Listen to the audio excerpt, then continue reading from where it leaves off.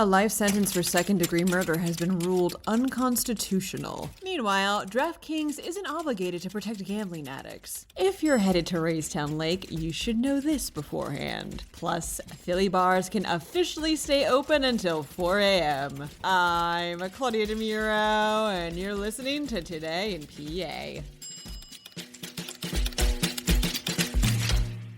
The state Supreme Court ruled yesterday that a life sentence for second-degree or felony murder is unconstitutional, reports the Tribune Review. In writing for the majority, Chief Justice Deborah Todd explained that mandatory life without parole, quote, for all felony murder convictions, absent an assessment of culpability, is inconsistent with the protections bestowed upon our citizens under the Cruel Punishments Clause of our Commonwealth's Organic Charter. This decision stems from a 2014 case during which Derek Lee of Penn Hills was convicted of second-degree murder following a home invasion gone wrong. Lee appealed his conviction, and his attorney, Brett Grode, argued that the penalty is unconstitutional in a case where a defendant never intended to kill the victim. The court's decision will impact more than 1,100 people in Pennsylvania. How, like whether they can become eligible for parole or get resentenced, remains to be seen.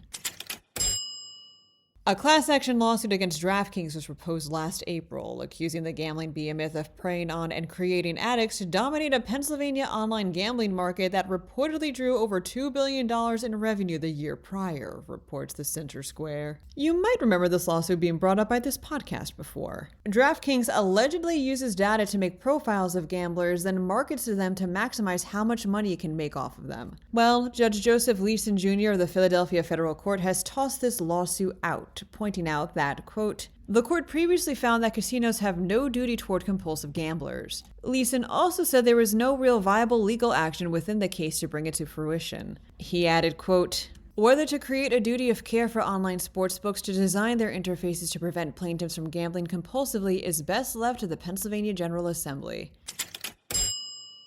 You should probably know this if you're headed to Raystown Lake anytime soon, states PennLive. The U.S. Army Corps of Engineers has removed most of the dumpsters in recreation areas. Why? Because rangers kept finding them filled illegally with household garbage as opposed to park-generated trash, something apparently that's been a decades-long issue. One that's resulted in thousands of taxpayer dollars being spent to get rid of it all. And we're talking mattresses, furniture, dead animals. This means that if you go and you have trash, you'll have to take it away with you when you leave. But make sure to say hello to Ray before you do if you see him.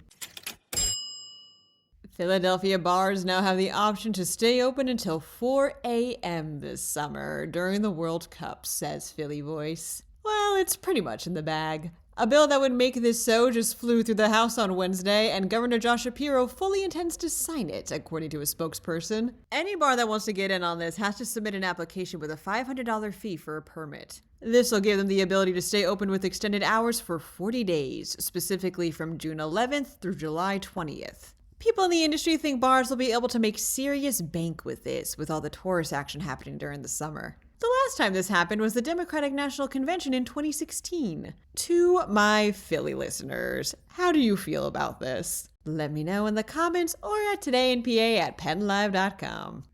Happy Friday! Just as a heads up, I'm off on Monday, so it'll be a light episode, as you could probably guess. Meantime, to stay up to date over the weekend, drop by PennLive.com. Also, please don't forget to rate this podcast and to leave it a review, too.